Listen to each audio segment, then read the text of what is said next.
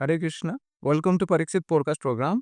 अभी हमने इंट्रोड्यूस करने के लिए जा रहे हैं हमारा और एक न्यू जेई एस्पिरेंट जो आपका जेई 2005 में बहुत अच्छा परफॉर्म किए हैं। तो आप पहले आपका थोड़ा-सा इंट्रोडक्शन देंगे? हाय एवरीवन, मेरा नाम अरमान पंडा है और मेरा जेई 2025 शिफ्ट वन पे 98.5% आया है। और तो आप बताइए आपका पहले आपका यहाँ पे जब आए थे एंट्री हुआ था तो उसके लिए मतलब कैसे सजेशन आपको मिला था? कोई फ्रेंड या फिर कोई आपके पेरेंट्स मतलब कैसे आपको पता चला? लाइक इनिशियली ये आइडिया था कि बाहर नहीं जाना है, क्योंकि मैं इतना ज़्यादा मैच्योर नहीं था कि खुद को संभाल लूँगा। तो मेरे मम्मी पापा और मेरे एक बहुत नियर बाई फ्रेंड है, उसके भी मम्मी पापा दोनों इधर ही देख रहे थे कि राउरकेला में कैसे अच्छे से सेटल हो जाए। तो रिसर्च किए तो पता चला एक ही बहुत ज़्यादा ग्रोइंग इंस्टीट्यूट है, दैट्स परीक्षित। वहीं पे फाइनलाइज हो गया थी परीक्षित में। तो 2 साल जर्नी कैसा रहा आपका मतलब परीक्षित के साथ? परीक्षित के साथ बहुत मज़ेदार जर्नी था। मतलब पढ़ाई के मामले में भी मतलब बेस्ट चीज़ें दिया जा रहा था, और लाइक स्पिरिचुअलिटी भी दिया जा रहा था, तो उसमें बहुत ग्रोथ हो रहा था। स्पिरिचुअल जर्नी में आपने मायापुर ट्रिप कभी गए हैं? तो वो कैसे आपका इफ़ेक्ट मतलब ज़्यादा इफ़ेक्टिव था मतलब कैसे इफ़ेक्टिव था आपका आपका पढ़ाई के लिए आपको मतलब माइंड को रिलैक्स करने के लिए कुछ इफ़ेक्टिव हुआ? एक बचपन से हम लोग इसी मतलब एकेडमिक सर्कल में ही फॉस्टर हुए हैं, तो हम लोग को इतना लाइक बाहर का नॉलेज नहीं था कि इसके बाहर भी ज़्यादा कुछ है। जब मायापुर ट्रिप में गए और इधर परीक्षित में आने के बाद स्पेशली जब बहुत कुछ पता चला कि सिर्फ एकेडमिक्स ही नहीं है, बहुत बाहर भी कुछ चीज़ें हैं, तो वहाँ से धीरे-धीरे दूसरे-दूसरे चीज़ करने लगे, जैसे कि चैंटिंग हो गया, मंगल आरती अटेंड करना हो गया, तो उसके हिसाब से कंसंट्रेशन बिल्ड हुआ माइंड पे, और पढ़ाई में तो बहुत ज़्यादा हेल्प करता है ऑब्वियसली कंसंट्रेशन। तो आप बताइए कि पढ़ाई में आपका बहुत बच्चे का क्या होता है ना अभी 2 साल इतना बहुत बड़ा जर्नी होता है तो स्टार्टिंग में तो बहुत जोश आता है कि बीच में थोड़ा-सा बच्चों का क्या होता है फिर से डाउनफॉल हो जाता है। तो उसको कैसे मैनेज किया जाए? क्योंकि कभी-कभी रिजल्ट अच्छा हो गया 1-2 बार उसके बाद डाउन होता है। कुछ बच्चे डाउन से ऊपर जाते हैं, कुछ बच्चे का डाउन भी हो जाता है ऊपर से। तो कैसे मैनेज करेंगे मतलब क्या कांस्टेंट मेंटेन रखना है कि उसका रिजल्ट अच्छा हो पाएगा?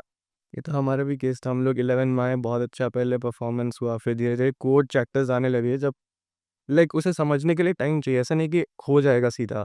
आपको प्रैक्टिस करना पड़ेगा और उसी पे स्टिक रहना पड़ेगा। हम लोग भी वही किए। मेरा पर्सनली इतना ज़्यादा मार्क्स नहीं आ रहा था जब बीच वाला फेज़ आ गया 11 में। उसको वहीं पे स्टिक रहना पड़ा और टीचर्स के साथ मिलके डाउट क्लियरेंस करके, ज़्यादा क्वेश्चंस प्रैक्टिस करके वो धीरे-धीरे एट द एंड हो गया, बीच में नहीं हुआ। उसमें फिर पेशेंस रखना है और कुछ। टीचर्स को लेके आप क्या बताना चाहेंगे कि टीचर्स कितना मतलब आपको यहाँ पे फ्रेंडली थे और आपको कितना इफेक्टिव हुआ? फ्रेंडली तो बहुत थे। मतलब हम लोग 10th तक जो फेस करते हैं, कोचिंग हो, प्राइवेट इंस्टीट्यूशन हो, ऐसे टीचर्स नहीं होते कि आपको पर्सनली आके आपको टाइम देंगे और आपका हर एक डाउट क्लियर करेंगे, जिस लेवल पे आप समझते हैं। पर इधर परीक्षित में वो होता था कि मतलब स्पेसिफिक डाउट स्लॉट्स होते थे, हम जाते थे टीचर्स के पास जाते थे, जब तक डाउट्स क्लियर नहीं होता था तब तक पूछते थे और वो बता भी देते थे। चाहे वो जो पढ़ाए हैं उसका हो या हमारा मतलब पिछले चैप्टर्स का भी कुछ डाउट हो, वो भी क्लियर हो जाता था। तो वो तो बहुत हेल्पिंग था वो। और यहाँ पे जैसे होता है कि हमारा सिस्टमैटिक होता है कि हर दिन प्रैक्टिस किया जाता है क्वेश्चन डेली प्रैक्टिस पेपर। वो सब आप कैसे मैनेज करते थे मतलब पढ़ाई को मतलब क्योंकि क्लास के बाद तो बहुत बच्चे बोलते हैं कि नहीं थक जाते इतना टाइम क्लास होने के बाद। उसको आप कैसे मैनेज करते थे? और या फिर बच्चे क्या करते हैं 2-3 दिन का मतलब क्वेश्चन एक साथ सॉल्व करेंगे, उसको लेके आपको क्या बोलना है? मेरा तो यही टेक था कि जिस दिन का है उस दिन करके ख़त्म कर देते हैं, बाकी फिर ईज़ी हो जाएगा। और हम लोग को तो प्रैक्टिस सेशंस भी दिया जाता था, तो प्रैक्टिस सेशंस इनफ होते थे उसको ख़त्म करने के लिए। बाकी जो बच जाता था वो घर पे जाके मिल जाता था टाइम करने की चीज़ से। संडे के लिए क्या बोलना चाहेंगे? बच्चे एक्चुअली जो throughout the suppose week भर पढ़ाई करेंगे, लेकिन संडे को कैसे मैनेज किया जाएगा? संडे में कुछ न्यू चीज़ पढ़ना चाहिए या फिर क्या मतलब आपका क्या प्रोग्राम था संडे का? मेरा हम लोग का जब पीटीएस नहीं रहता था उस संडे जो बैकलॉग रह रहा था, क्योंकि ऑब्वियसली वो बैकलॉग तो रहेगा, उसको क्लियर करने का ट्राई करता था। और बाकी और एक चीज़ पूछना चाहूँगा देखिए संडे में जनरली बहुत जगह एग्ज़ाम ही रहता है। यहाँ पे भी हमारा भी संडे पीटीएस वगैरह था।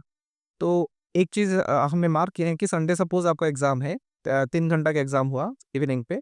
इवनिंग में जाने के बाद बहुत बच्चे पढ़ाई नहीं करते थे। जैसे हमने भी हमारे पढ़ाई के टाइम पे ऐसे होता था। तो क्योंकि वो इवनिंग पे नहीं पढ़े बहुत बच्चे का 90% बच्चे को ऐसे हमने देखे हैं कि सपोज़ एग्ज़ाम देके गए उस दिन सोचेंगे कि ठीक है आज तो एग्ज़ाम खत्म हुआ थोड़ा रिलैक्स कर लेते हैं।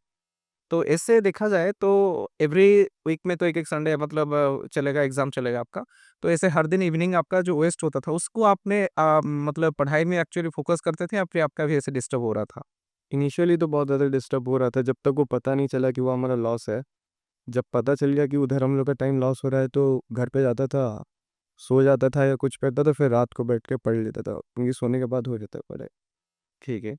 तो और बताएँगे कि आपने क्योंकि 2 साल में तो तबीयत बहुत खराब हुआ होगा, फिर कुछ भी टाइम हुआ होगा, तो उसको कैसे मैनेज करते थे आपने? क्योंकि बच्चों का वही मेन इश्यू आ जाता है कि कभी ठीक है, तबीयत जब तक ठीक है तो पढ़ाई होगा, लेकिन जब आपका थोड़ा डिस्टर्ब होता था, उसको कैसे मैनेज करते थे? लाइक पहली बात तो है कि आपको नोट्स लेना पड़ेगा, जिस दिन का नोट्स आपको उस दिन लेना पड़ेगा, प्रैक्टिस करना पड़ेगा, नहीं तो पीछे छूट जाएँगे। तो दोस्तों का बहुत इंपॉर्टेंट रोल हो जाता है उधर कि उधर आपको नोट्स दे दे। फिर बाकी टीचर्स तो जब फ्री हो जाते हैं, उनको कुछ डाउट पूछ लेते तो वो बता देते हैं, नहीं तो दोस्तों को भी पूछ लेते वो भी समझाते हैं। मतलब फ्रेंड सर्कल आप बोल रहे हैं कि अच्छा होना चाहिए। मेनली और एक चीज़ होता है कि बहुत बच्चे ज़्यादा फ़ोकस हो जाते हैं, ज़्यादा कंसंट्रेट होता है, फ्रेंड सर्कल में बहुत कम फ्रेंड रखते हैं। सोचते हैं कि डिस्टर्ब होगा, तो ये सही है या फिर एक अच्छा मतलब फ्रेंड सर्कल में भी रहना चाहिए आपका? बहुत बच्चे ज़्यादा जो सीरियस होते हैं ना, बिल्कुल किसी के साथ फ्रेंडशिप नहीं करते हैं।